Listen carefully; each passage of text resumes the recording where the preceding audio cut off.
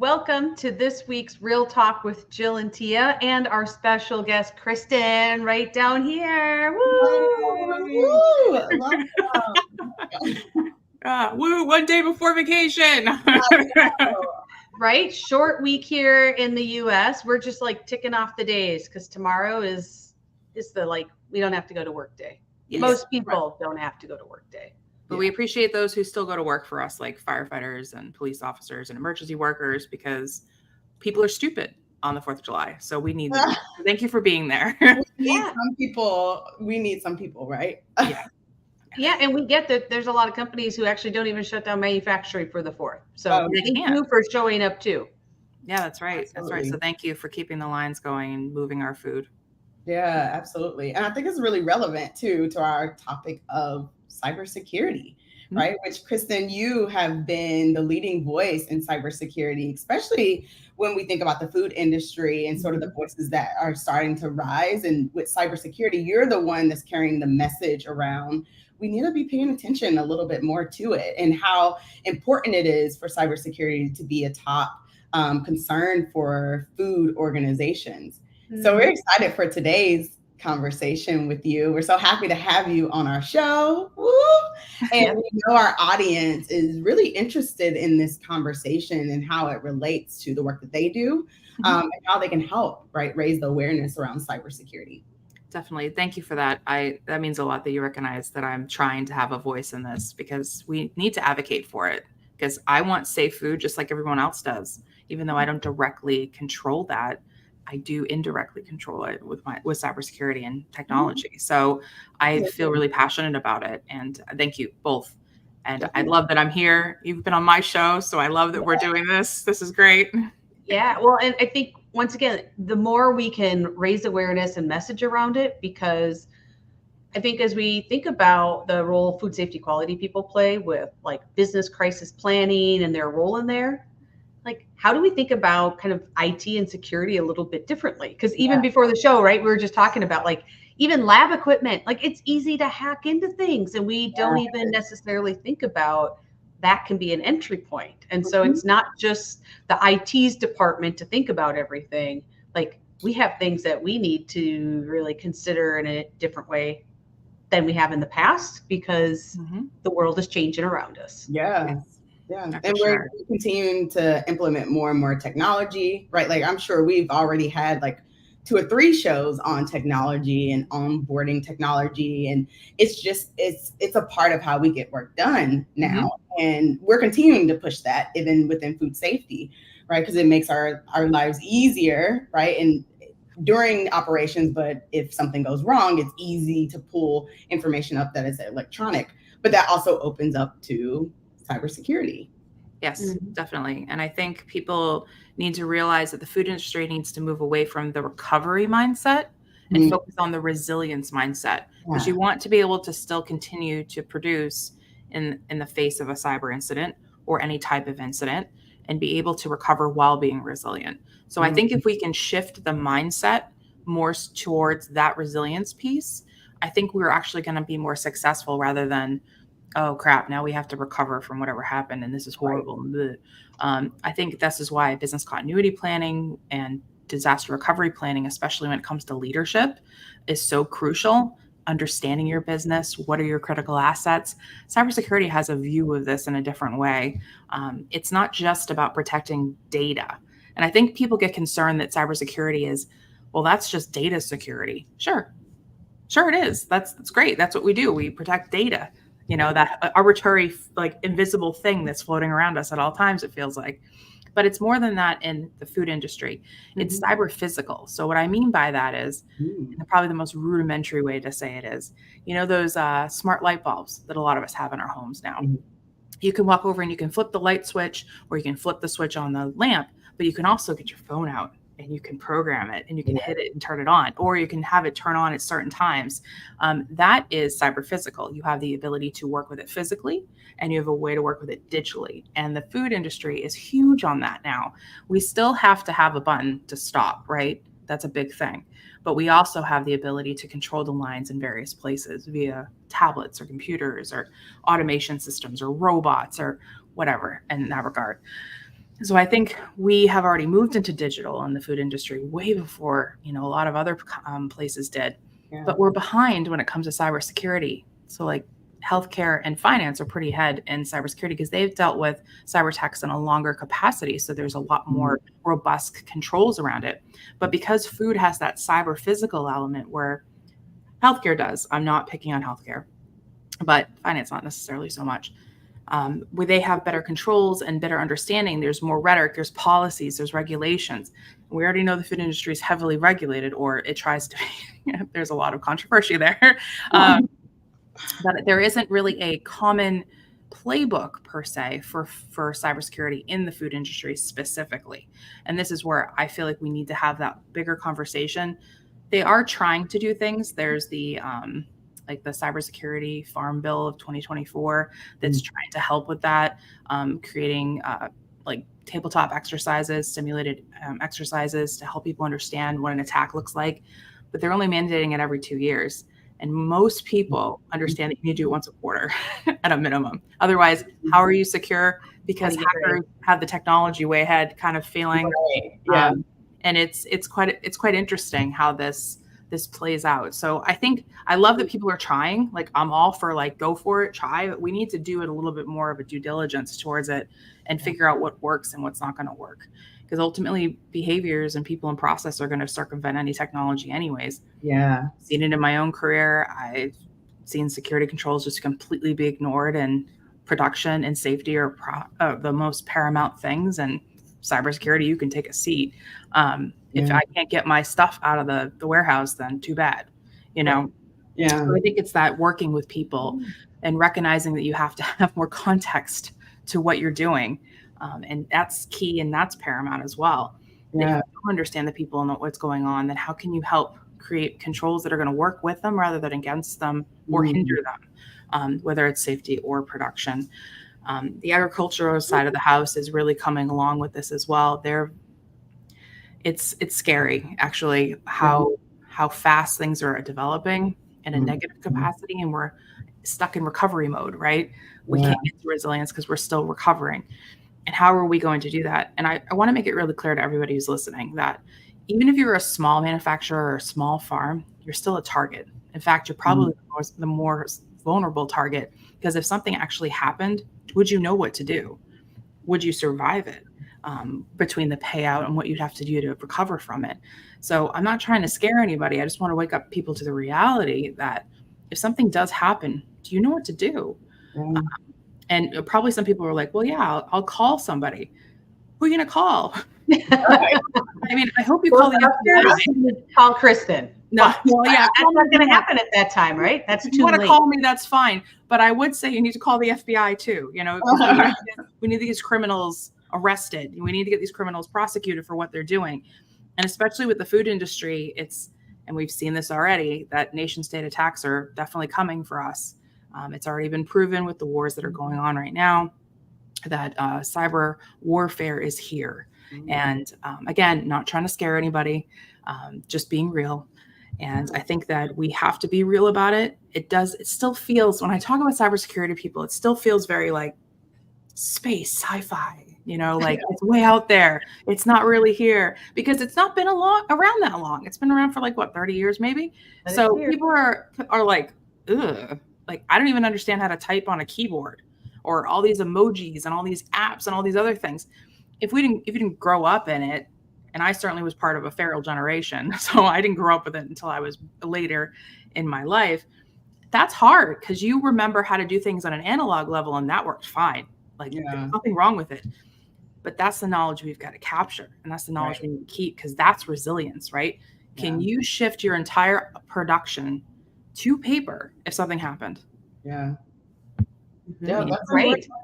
Important questions. Yeah, they are. And that's why we have you here today to talk all about this. So that was an incredible teaser for all of you who are tuning in, whether you are live with us, right? Put emojis up, like thumbs up or some emoji. And hopefully LinkedIn will play nicely with our streaming system so that we can see everything. And if you're joining us on replay, same thing, right? Tell us like what's on your mind around cybersecurity as we start the show, but then we also want to know at the end, like what shifted for you. Yeah. Yeah, that would be huge. I would love to hear that too. Yeah. I suppose I should introduce myself because we've just been chatting and I hadn't done it yet. So sorry, everybody. No worries. Yes, we want to know more about you and how you how did you get here? Oh, goodness. Okay. I am Kristin Demoranville. I am the CEO and founder of Ands and Sage, which is a cybersecurity firm that's dedicated to the food industry, and that's all aspects in the supply chain. I also co-founder of another company called Ands and OT, which is a compliance tool that helps OT environments specifically, so operational technology environments. Again, think production environments and those kind of things. And if I wasn't busy enough, I'm also the host of Bytes and Bytes. So Bytes like you bite something and Computer Bytes, which focuses on cybersecurity technology and beyond in the food industry. So it's having these larger conversations like we're having now with various experts around the world. Please tune in because it's pretty fun. Yeah. And obviously you can hear Tia and Jill on that because they've been on my show. Yeah. But it is a worthwhile listen because there's so much to learn in this space. So if you haven't added that to your shows you follow, definitely go, and whether it's available everywhere. Just yes, go it's on all platforms. Yeah, even on YouTube, and we just recently started on TikTok, which has been a journey. So just little snippets though. Nothing really that exciting. I'm not putting the full shows up, but it's I just really enjoy this aspect of this niche on niche, if you will, because my background is actually in manufacturing security and operational technology and industrial controls. So I am niched down into cybersecurity a little bit differently than I think just an average practitioner is. Not that there's anything wrong with being an average practitioner. I came up out of a risk background. I've spent 26 years in technology total. I started in IT, just like everybody else did back in the day. I even drove geek mobiles around and did house calls. Wow. Then. Yeah. There's plenty of stories from that, but this is not the time. But yeah, so I really fell in love with manufacturing, and I really cut my teeth at a bakery company. So ingredients and finished products. They were quite predominant at the time, and just like most companies, they've now been broken up and subsidiaries and bought by others and all these other things. But it really taught me a lot about the food industry. Even though I had worked in it, I was a server, I was a bartender, I was a barista. Angry people, coffee in the morning, really intense. But I remember having that kind of already that understanding of how the industry worked from another aspect, but learning how it worked on a production side, and then how I was going to interact with it with IT and cybersecurity really kind of, it hit the right spots for me. I understood differently, I think, because I come from a blue collar family. My family is basically firefighters.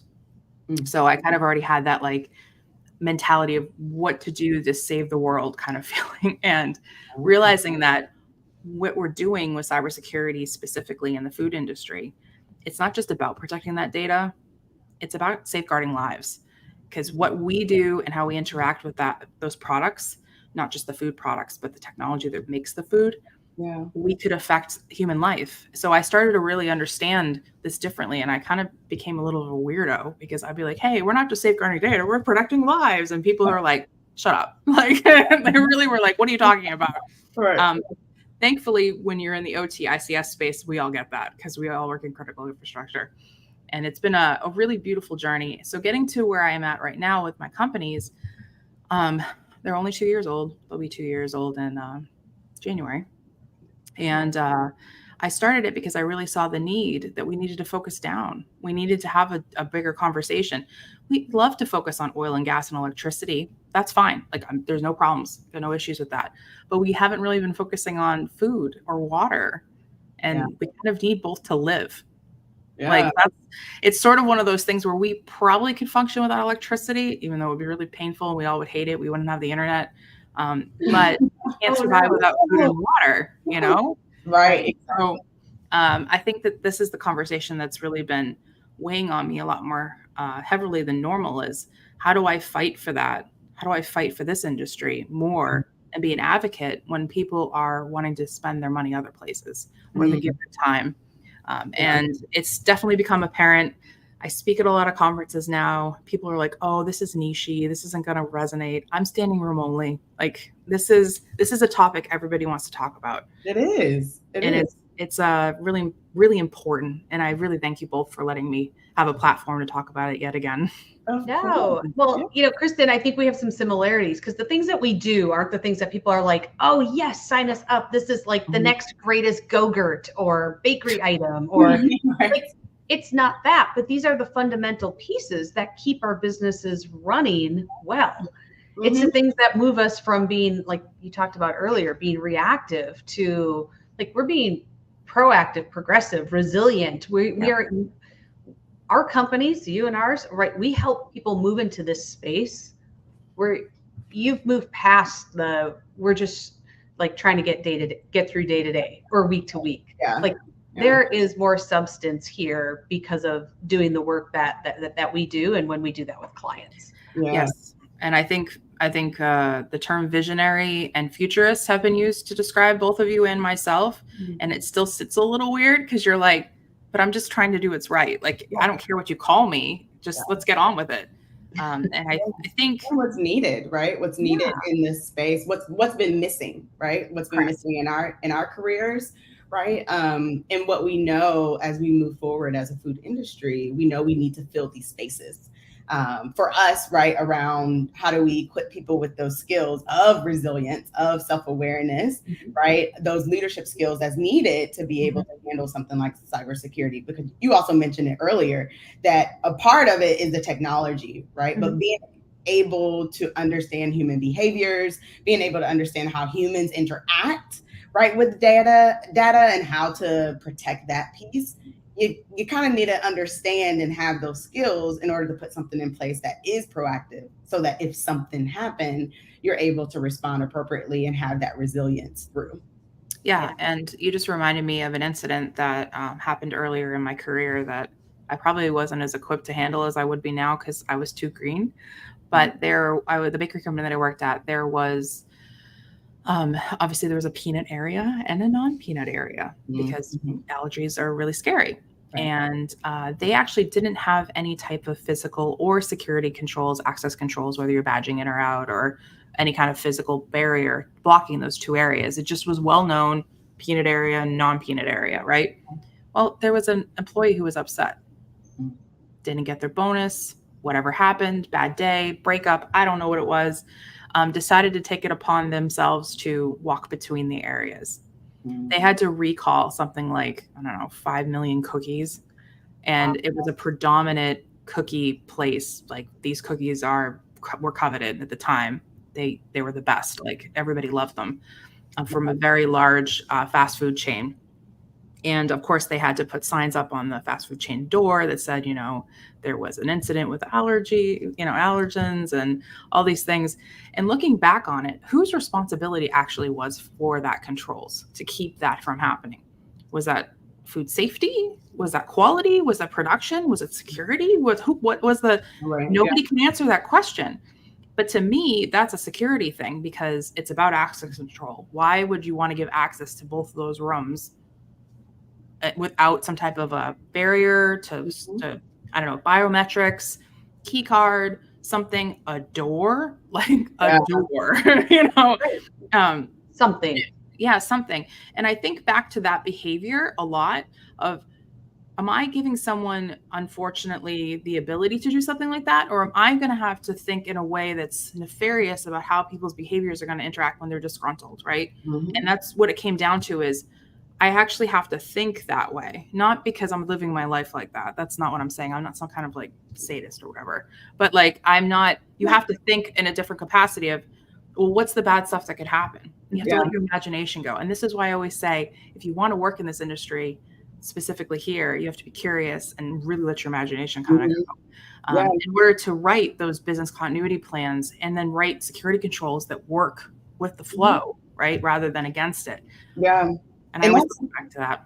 Yeah, and that supports the work, right, that food safety is doing around food defense and intentional adulteration. So even as for our audience, as you're listening and you're thinking about these things around food defense, food fraud, intentional adulteration, if you haven't gotten your security people involved in those conversations, you want to. I know our head of security sat on our food defense team. Because we would talk about those things and to have them support, we can we can put together a solution to make sure that people aren't walking back and forth or don't have access to a specific area, that's important, right? Yeah. And it flows into protecting our food.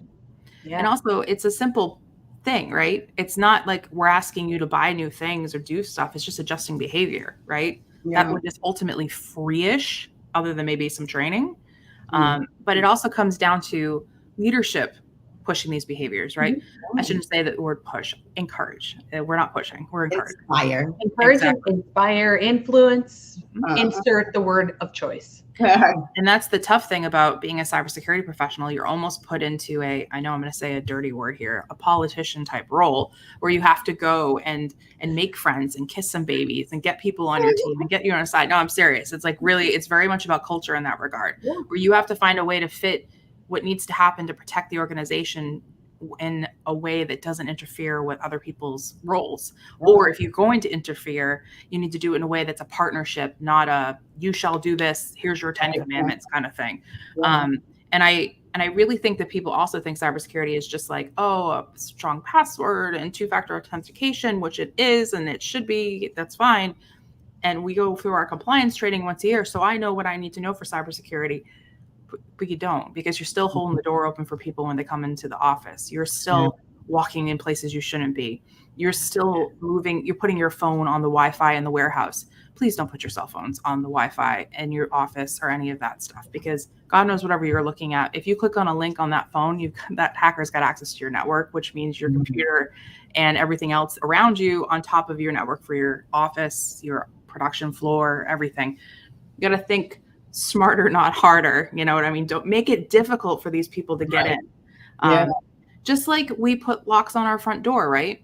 Some people go to extremes and have all kinds of cameras and, practically put a moat around their house, which is great. But if you leave that door unlocked, then what are you doing? It's kind of like unlocking your door, but shutting your garage door. Like your internal house is open, but yet your garage is locked. Garages are actually really easy to pop into. So like, why are you doing that? Lock your door, as a precaution, and maybe get a dog. I mean, like things happen. But I think what you're talking about is right. There's these like kind of the outside things, but there's layers of cybersecurity to think about too. And I love that Carl, CJ, you're like, preach, right? Like this is the area that we need to think about, because, I think you had some great examples of where it shows up in food, but we probably don't even realize it. Like, honestly, like, I guess I am always using data on my phone, so I don't hook up to Wi-Fi's, but I never thought about, oh, wow, if somebody hooks up to Wi-Fi, right? I mean, does a VPN help? Anyways, but like there are these access points that we've never even thought of where it is easy for people as soon as that connection is made, like boom. I have a good friend who actually just got a job at a cheese factory in Wisconsin. Insert joke here. It's a French company, and he asked me when he first started. He said, "Hey, should I connect my phone to the Wi-Fi?" And I said, and he goes, "I'm worried because I'm streaming music." I said, "Don't. You don't want to be responsible for being the one that floods the network or throttles it or anything." And he goes, "Well, I think others do have it on there." I said, "That's their problem. That's not your problem. That's you're controlling you. You can't do everybody else." You know what I mean? Yes. But even posing that question out there, because often you're thinking, oh, hey, well, it's easy. It's right here and I can just stream all day. But to ask the question, do you want to be the one responsible? Do you want to bring this company to its knees because you happen to just be streaming music or doing this or doing that or checking your email?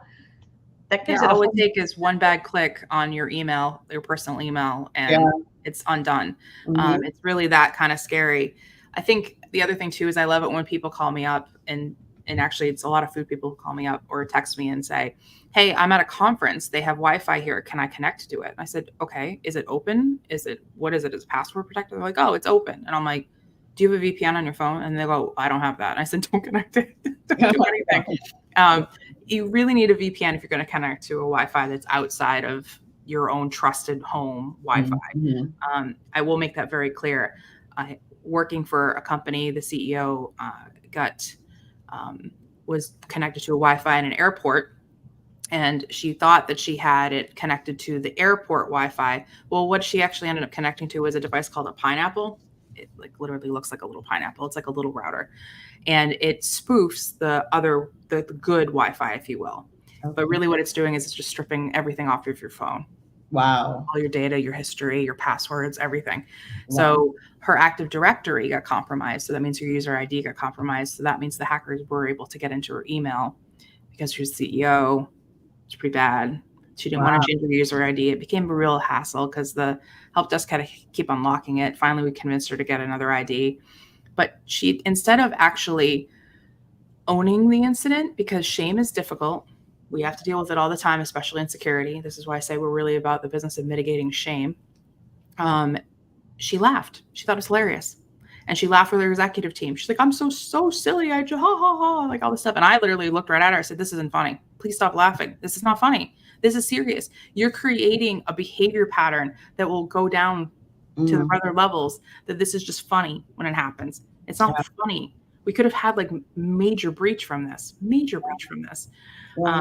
And I think that a lot of it comes, and we've talked about this, and we talked about it on the podcast as well, that leadership has to have a buy-in to this type of culture. It's not just the food culture. It's about incorporating cybersecurity into food safety culture, right? You've got to understand how to use it on an operator level. Like, what does it mean for my job as this person, wherever I am in a food company, about cybersecurity? And if you just say, I just need to know the bare minimum, that's fine. That's great knowledge. That fundamental knowledge is fabulous. But how do you interact with that? We brought up the lab earlier, right? Mm-hmm. Everything in a lab is IoT practically at this day and age. I didn't know that until I started working in the industry years back. Oh God, like a decade plus. But the interesting thing about that is, why does a microscope have to be connected to the internet? Why? To take pictures easily and send pictures easily, upload data to a database, send that data around. We now connect everything, like to temperature monitoring remote, like all that stuff. Automatic, all that stuff, right? Yeah. I didn't know that because I don't work with microscopes, right? But learning that, because I had, done a great deal of assessment work, and also we had asset tools that were watching what was on the network, was fascinating to me. Yeah. Totally fascinating. Yeah. And then going and asking those questions, like, how come this is connected? And then people are like, it's connected. And then you have to have that conversation of, yes, it's pulling an IP address. This is what's happening. And then they're like, oh, I just thought we did that. It was part of the job. And then realizing that this is the people behavior process, right? You have to kind of work through that moment of, do you really need this on the internet? Like, is this really a critical moment for you? Or can we move this into a different segment of the network so it's protected better? Is it a critical asset? That kind of thing. Yeah. So I think it's more about recognizing the tools that you need. And I'm actually started this new mantra too. Yeah. Does it really need to be technology forward? Do you really need that tech? Are we doing better on analog? Yeah. If really we do need it, great. If you need it, that's fabulous. So think about like farmers, right? Big factory farms, they can't do without tech. They have to have the big machines. Some of them are autonomous. They got drones. They got all these things, right? That's great for big factory farms. But if you were like a medium to small farmer in some obscure part of the world, do you really need to have all that? Why would we introduce more risk that doesn't need to be there? So I tell people in the food industry that, like, we innovate, we automate. R&D is huge. We're coming up with really cool stuff, lab grown meat, all this stuff, right? Yeah. But do we really need like all that tech? Do we really need it? Like, do we really need it? Do we need to introduce those attack vectors? Now, if we do, someone needs to accept that risk. Hi, leadership, please accept the risk, and you need to accept it. The problem is who actually accepts that risk? Which level accepts it? Who's responsible? And even as you talk about risk, I think we're so used to doing risk assessments where we think about what's the likelihood of this happening? Right, yeah. How severe will it be? And will we be able to detect it? Mm-hmm. Yeah. Right, those three aspects. And I think those are the things, like, how do we, like, what would people need to know about cybersecurity to be able to kind of fill in those sections and even the possible failure points. Right. Yeah. To be able to do a good risk assessment. Because essentially, it's not just cybersecurity as a one-liner on your risk assessment. I imagine from what you're talking about, right, we should be having these multiple layers of points within our systems that we're actually evaluating the individual risk for each of them. Yeah. Right? Yeah. I think the easiest way to answer that, honestly, Jill, is if you are working with technology, you have to incorporate cybersecurity. So that means if you're using a laptop, that means if you're using a mobile device with a little tester to swab eggs or whatever you're doing, that is also something that needs to be considered. Always question, where is my data? So if you've done this full report, right, and you've now sent it up to the cloud, do you know where your cloud is? You don't necessarily have to know all this like full straight. You know, I don't care if it's AWS or Azure or whatever. It doesn't matter to me. But do you know if your data hits the cloud? Is it local? Is it local and the cloud? Do you know if your team has access to it? Who has access to it? Access control is huge. Does everybody in the company have access to it, or just your team? Right. You just want your team to have access to that data, right? And then beyond that, we're just talking about the lab again. Not to pick on the lab, but do you know what's connected to the internet in your lab? If the answer is, I don't know, to me, that's a problem. Especially if you're a lab manager or you're any kind of leadership in there, you should know where your risks are. Right. Yeah. Does your team understand what happens when a cyber attack hits? Do they know what that looks like? Right. Yeah. Do they know how to react to it? Do they know what the few steps to do? It's sort of like a stop, drop, and roll moment, right? Yeah. Do you know what happens if we saw a ransomware pop on one of the machines? What was the first thing you do? Probably just restart, reboot. That fixes everything, right? No, please God, don't shut it off. So this is what I always tell people. Their first instinct will be to shut the computer off, which isn't necessarily a bad thing, right? Because you're going to cut it right there. But it's a bad thing when it comes to forensic data. In order to trace how the attack happened, we need to pull logs and understand the attack landscape, if you will. So what I say is shut the internet off. Unplug the network cable, shut it off on your laptop. If you don't know how to do that, there's 15,000 Google videos, like you can go find out how to do it, or just ask somebody in the IT department to show you how to shut your Wi-Fi off. Shut the Wi-Fi off. You want the computer to keep running so we can keep those logs going, because that program in the back, the nefarious program, will be running and trying to reach out to other places. It will help the cyber teams identify what's going on a little bit faster and better to help with that resilience and recovery aspect, right? Yeah. So the first one is don't panic. I mean, you can get a little nervous. I understand that. But don't panic. First of all, you didn't necessarily do anything wrong. And if you did, then you're going to deal with it, right? We don't care in cybersecurity how it happened. It happened. So let's get through it. Just like any type of food incident that happens. Great. It happened. Let's get on with it. You know, let's get through it. We need to get to the point of we don't want to hurt anybody, and we want to make sure we can continue on as normal as best we can. And while we're figuring this out. Right. Yeah. So don't panic. Shut your internet off and report. And if you don't know who to tell, you call your manager, you call your supervisor, you call a friend, you call the IT department, you call anybody. I don't care if you blow up the CEO. You tell everybody immediately. That's the panic, if you will. You feel free to panic in that moment. And let everyone know. Let everybody know you've got something bad that's happened. Yeah. The faster you can get to that, okay, we've got the machine, it's isolated, everything's happening, and now we can deal with whatever this is. Whether it's, oh God, we have ransomware, we need to figure out how far it's stretched.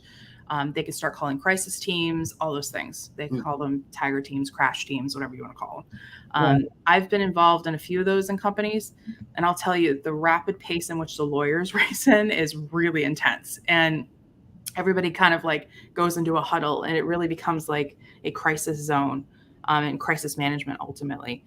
Yeah. And I think the faster you can get to that place, the faster everything can work out. And again, people are going to feel shame that they did something wrong and something happened. But if you didn't report it in a timely manner and didn't follow those kind of steps in order to get through this moment, it's going to make it so much more difficult. You're going to get worse. Yeah. And it's not a case of if it's going to happen, it's a when. Like, I'm not even like exaggerating when I say that. This is very much going to happen in any food company, because we are considered low-hanging fruit to these hackers and these hacker gangs.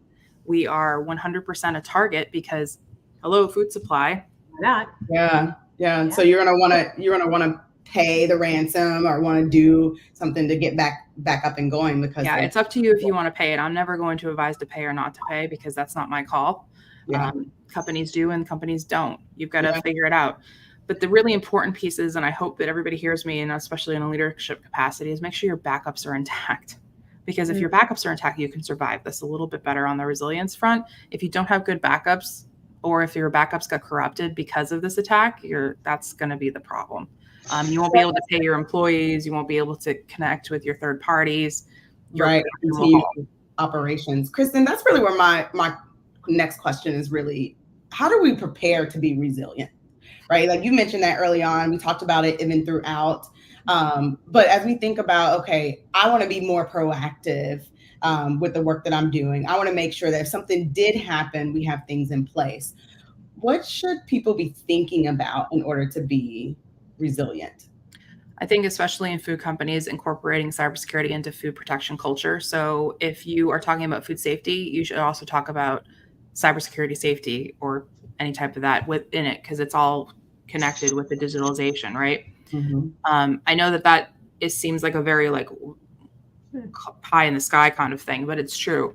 If you can cultivate a culture of safety, both from a digital front, cyber physical, and food, you're winning. To me, that's winning. The other thing too is to do exercises. And I don't mean just like the afternoon stretch, which we all should do anyways. I've seen that in factories many times in Asia, and it's amazing. And they have a little song, and it's great. Awesome. But you should be doing exercises to almost role play a scenario. So say you have a tabletop exercise, you have like the CFO, the CTO, the CEO, and then like a bunch of IT people and a bunch of production people that sit in a room for an hour or two, and they go through a simulated script of this is how the attacker got in. What do we do? What would we do? What would step 1 be? What would step 2 be? And then you analyze it.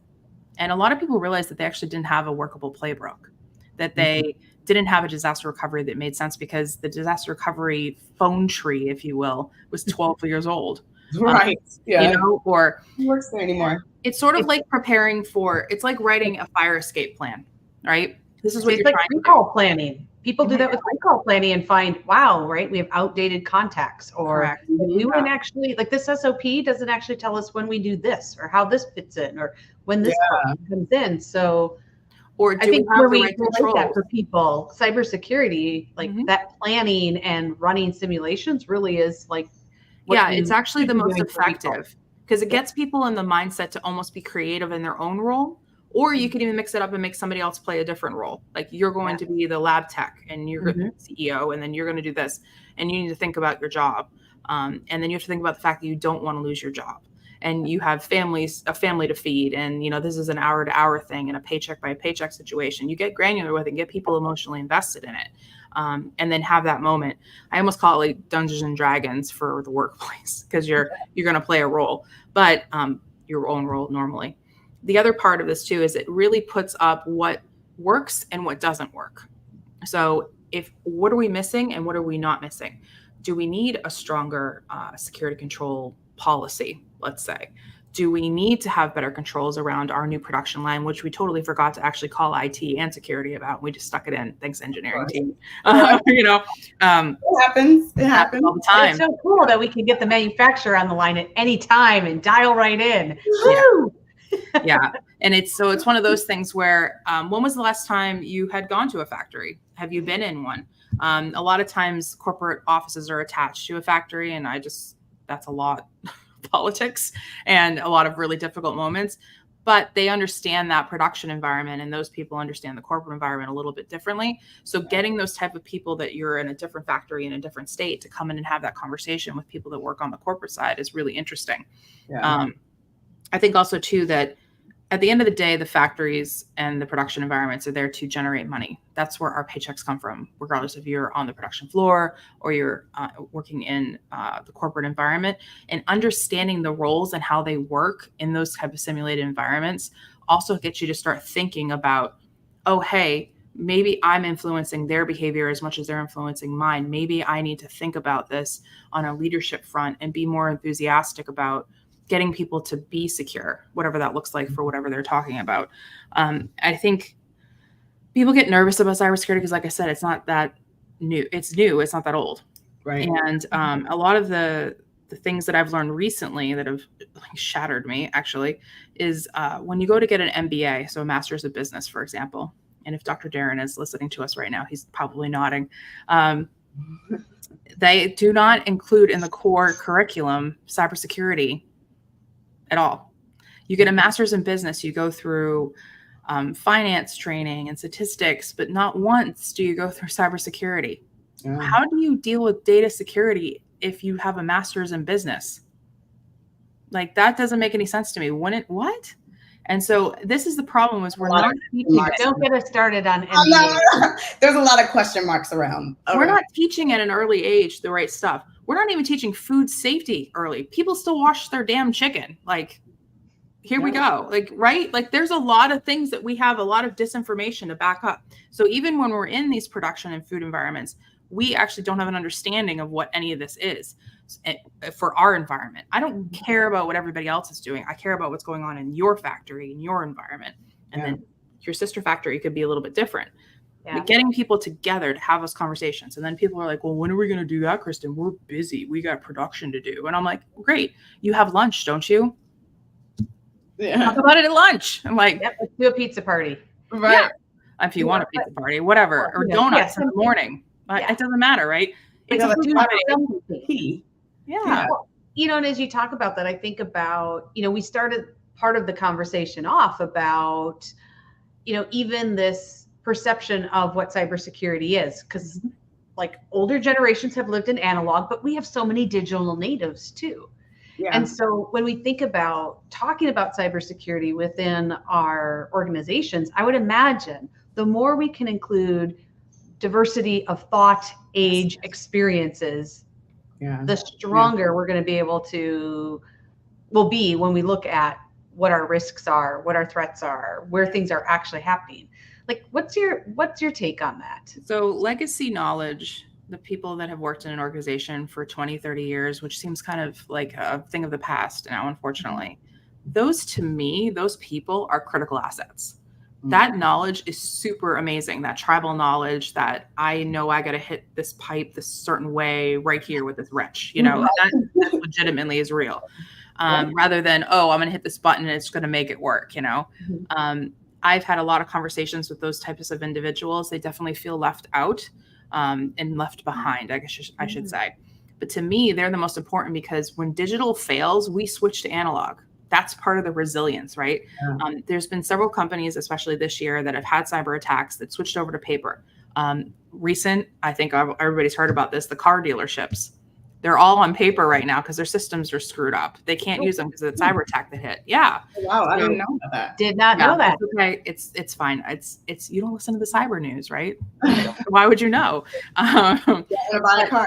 But if it's part of a risk that we should be evaluating, then there probably are some places that we should look for trends or things that are happening, right? Exactly. But the interesting thing about it was we took the car in for repair, and they were able to just write it up, just like a old school slip with the pink paper underneath. And the fact that they were able to compensate like that.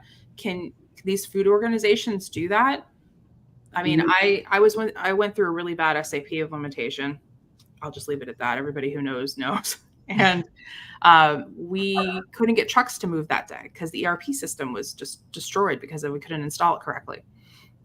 No fault of our own or whatever, those of us that were there trying to help. But the factory I was at in Buffalo managed to get 5 trucks out because we started doing things in paper. We just literally ripped like a cardboard box off, and somebody started writing stuff down, and we're like, all right, we got to go. Because we had food that was going to spoil, and those trucks were lined up. And we all know how those drivers need to get in and out, because there's some of them are not going to wait. And then we've got a whole other problem, which becomes an environmental issue because you got to dump food, and there's all these other things. Yeah, I think that's super critical, Kristin, that what you're talking about, because even in food safety, right? Like we talked about, we're moving all technology, but that technology can fail for whatever reason. Yep. In this case, right, it could be someone hacking into your system. You have to be able to switch back. I remember doing a project on top of, all the work that you're doing, right? Like, you have to think about, if our system goes down, are people still going to be able to do their food safety checks? Mm-hmm. Are people still going to be able to do their quality checks? Are people still going to be able to get trucks out and be able to do lot tracking and traceability and all those things? And I remember spending a quarter going through all of our checks, all of the things that we have, and making sure we have paper documentation to go with it. Because we found ourselves, luckily it wasn't a cyber attack, but we found ourselves with our technology going down for one of our lines, and the paperwork wasn't as great as we would have liked it to be. They could use it. Most of them remember the paperwork, right? So we weren't that far away from it. But it was almost like that wake up call of, oh, wow, if we have a bigger issue, we're not going to have our paper forms, or they're going to be old, or, they're not going to have the right information on it. And if there's a new person there, they're not going to know how to fill it out. They're not going to know what to do. And so we actually spent some time updating all of our paperwork for exactly that reason. There's another great recent example. I'm sure you heard about the GPS being knocked out because of solar flares for the farmers in Canada, and right at the start of planting season this year. And granted, this is the sun, so this is not a cyber attack or anything else or aliens. It's just the sun, the sun that knocked out the GPS. People don't know that how GPS works in farming. It's essentially, when you're planting, it plants the plants at the correct depth for optimal water absorption and optimal growing with like the roots and everything. It also puts them at a certain distance from each other to cover over each other so there isn't a weed issue. And there's probably 15 other things. I'm not a precision farmer, so I'm just going by what I know. Yeah. But because the GPS knocked out, they couldn't do that. The tractors weren't going to do that because they couldn't measure where everything was via GPS. Yeah. So what ended up happening was a lot of them took to Twitter and started complaining, which is fine because it got the word out. I don't have an issue if you're going to complain. It lets people know what's going on. But what they actually had to do is the old school farmers, as I was calling them, the legacy farmers, the ones pre-GPS, were teaching the younger generation how to farm without the GPS so they could get planted. Planting something's better than planting nothing, right? Because if you don't have anything in the ground for your nation, you got another problem. Food insecurity is a big issue. So I really have had this conversation several times of, yes, it wasn't a cyber attack, but this is the type of stuff that's going to happen where what are we going to do? We've switched analog. So that legacy knowledge is so critical to hold. And I wish that more people would capture it. Go follow someone for like a walk along day or something and write down what they're doing. That's different than, oh, I'm on a computer all day long. And have that understanding. Whenever I do risk assessments, I spend a lot of time with the legacy teams because, first of all, they're cool. They've done this for a long time. They know the secrets of this place. If you get them talking long enough, they'll start opening the closets with the skeletons for you. Because a lot of people don't want to show me everything because it's that shame bit again, remember? Yeah. I don't want to show you where our data center is because it's in the back of the woman's room, that kind of thing, because that's where it is. Oh, and it's right next to the main pipe for the water coming into the building. And you start going, It was the only place we had room right at that time. Yeah.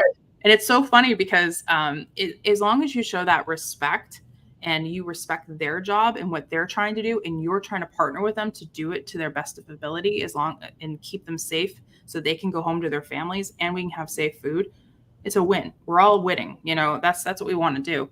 And this is why I think that you need to have a different type of emotional intelligence to work inside the food industry. You have to respect the people that come before you in that industry, as well as the people that you're serving.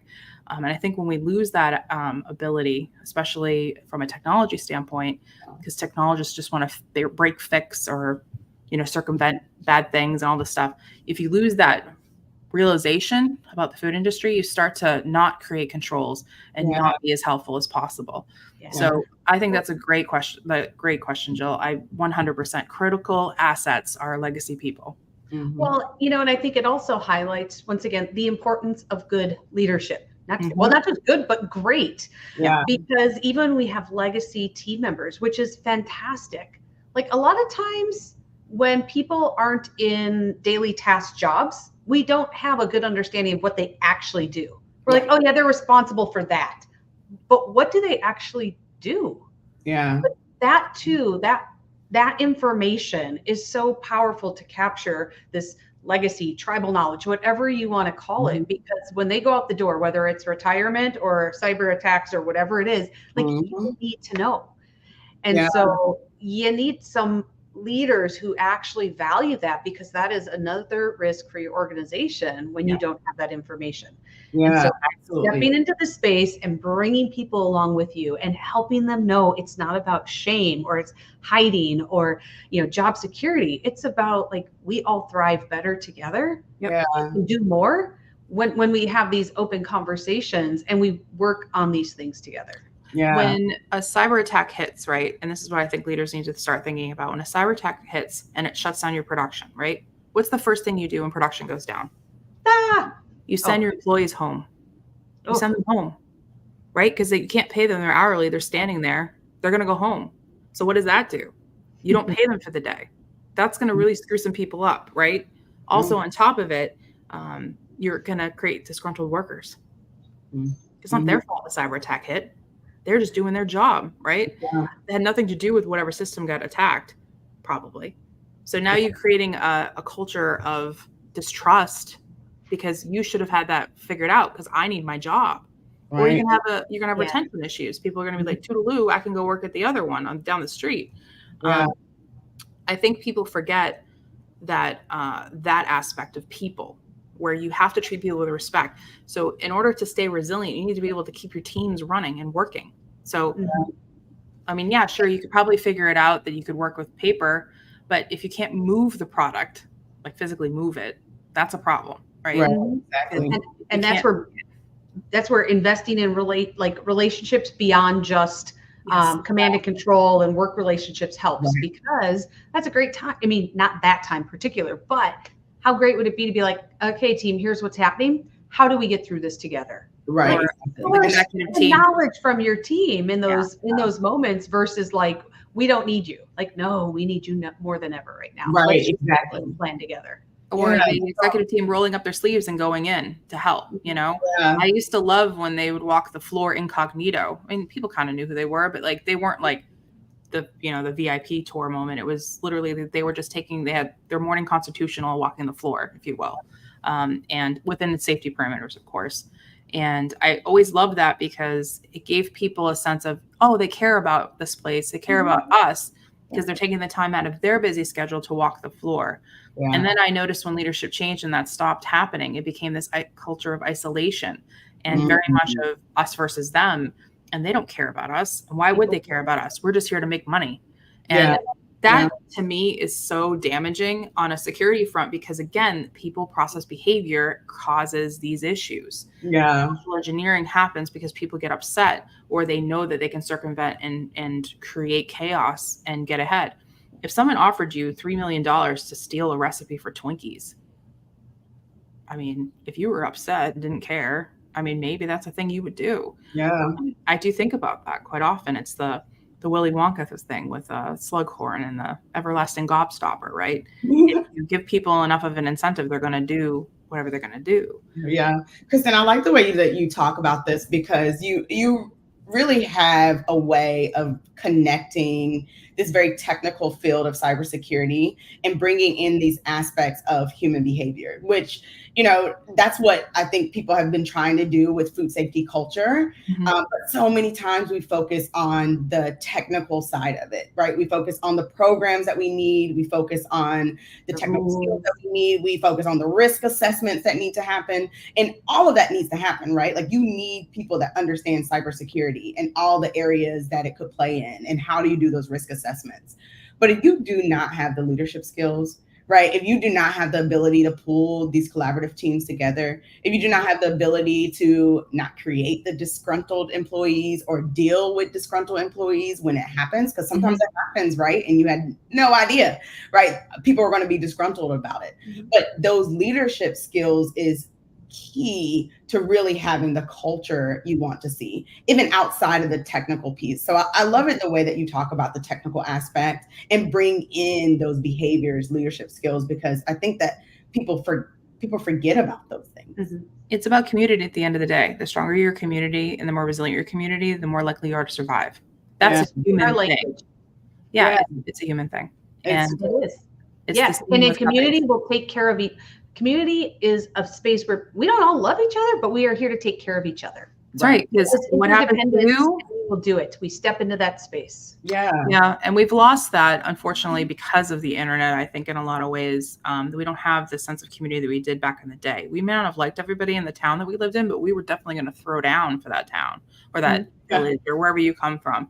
And I think that aspect still rings true in the food industry. I felt that when I walked into a factory, the community, the vibe. Yeah. Everybody was like aunts and uncles, right? You kind of went through the hazing moment if you had to get past the gate, if you will. And it became this community. And I always wanted to blend into that, to make it an easy, seamless transition of, oh, hey, did you think about this when you were working on this? Because this might help you be more secure, but also might be more productive for you. You've got to meet people where they are. You can't expect them to rise to the cybersecurity knowledge, and because it's still, again, this arbitrary thing, it's invisible. Yeah. People get nervous. I just want people to be curious, to the point where my parents will still message me and call me and say, hey, I got this really weird email. If I send you a screenshot, what should I do with it? And I'll just be like, oh, thanks for sending it to me. Dad, you should delete this. I explain why. And if my parents, who are in the age that they are, can learn to do this, I swear anybody can learn this. Like that is what it comes down to. It's just being curious and being that person you want others to be to you. It's that do unto others kind of thing. I really have tried. I really appreciate you saying that, Tia, because I really have tried to humanize technology and cybersecurity as best I can, and how it cannot be so scary and daunting, because we paint it out to be this really scary thing. Hoodies, hackers, movies, all these things, Right. It's sort of the new Jaws, if you will. We're all afraid of sharks because of Jaws. We shouldn't be. And it's just so frustrating to me that leadership kind of misses this piece, because it can really be the glue that holds your whole organization together. If you can get that culture right.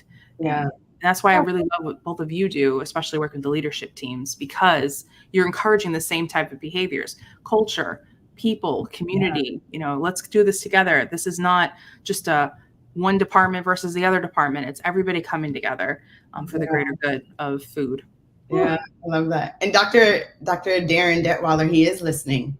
Yes. He made a comment about seeing the concept of community change, which it is. And hello to Stephanie too. Yes. Stephanie, yay! All the way. It was late for you. I know, it's been on my mind. We're going to talk soon. So thanks for joining us. Wow. So, Kristin, as we wrap up today, like, what do you hope our audience takes away from this conversation? Well, first of all, I think that there's a couple things. I would definitely think about how everything is interconnected. And I know that's really daunting, because a lot of people aren't system thinkers. I know CJ's probably still listening.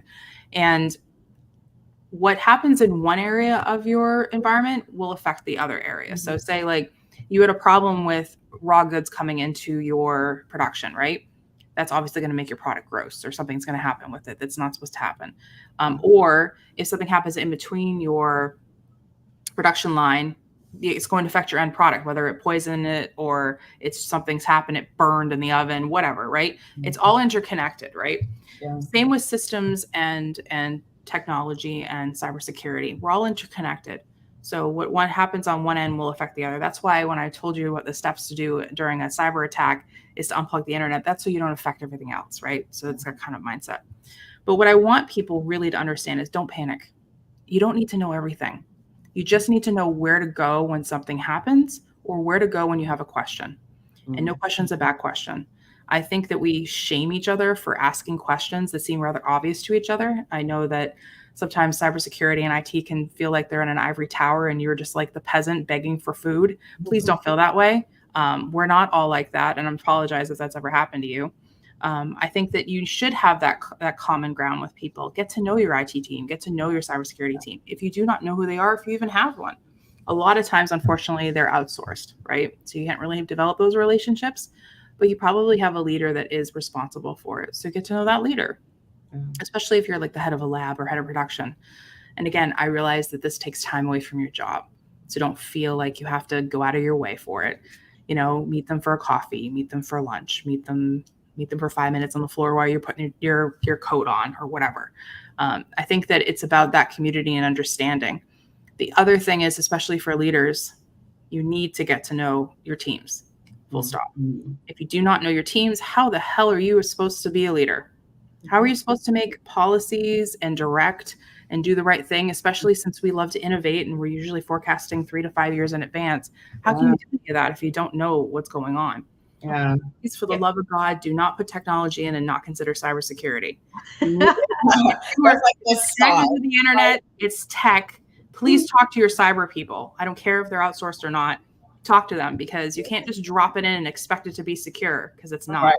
No, and Kristin, I'm even going to like put the challenge out to people, because like you said, well, if you're like, well, that's not normally part of my job, it is actually part of your job. It is. Yeah. Right. So if you're like, I don't have time for this, then we're going to challenge you. Like, how do you rethink what your role is? And maybe even it's conversations with others about what your role is.